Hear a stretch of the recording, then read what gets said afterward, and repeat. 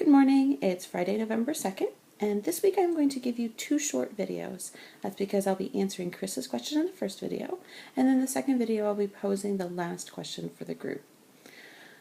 Chris's question is, should teachers and students be allowed to use social media to connect? This is things like Facebook, MySpace, Pinterest. This is my assumption of what he means by social media, and I think that this is definitely an area that I would think that teachers need to go into very carefully. In particular, if you're a K through 12 teacher, I would have a lot of reservations about using this system as a way to share information. I think in Chris's situation, he makes a very good argument for the field that he's in, the way that he's sharing things, that this is a medium that works for his students. His students being college age, I think it's certainly appropriate, and I applaud him for separating out his personal life and his professional life via social media. On the other hand, for K through 12 teachers, there's a lot of extra issues that come into play.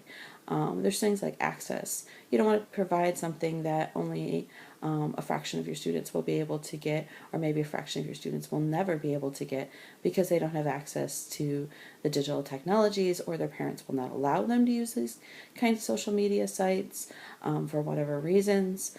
And that leads kind of to the next problem. And the next problem is you also have to wonder what you're opening up the children to and whether they're ready for it.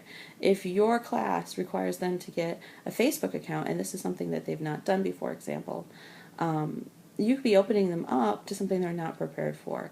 And so I would think any teacher who was going to use this in a K through 12 system, even in the later grades, would need to include a lot of information about proper use of social media, etiquette in social media, safety in social media, which may take a lot of time away from the class if that's not the purpose of the class, but could be valuable information if it fits in.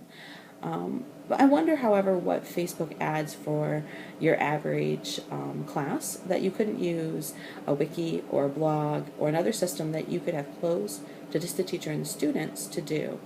I think that even though you can do that in Facebook, the fact that you have to involve things like friendship, words like friend, that you end up opening them up to having a Facebook account, and all of the other issues that can come in with that, including things like cyberbullying and stalking and sexting and all types of things that if your kid isn't ready, then they might fall victim to. Where if you own your own blog, it's unlikely that's going to lead them to that same kind of problems, although it could. My recommendation then, I guess, is that I wouldn't go as far as saying it's not allowed, although I do think that schools and districts need to consider what is allowed, to what extent, and what's in the best interest of their students.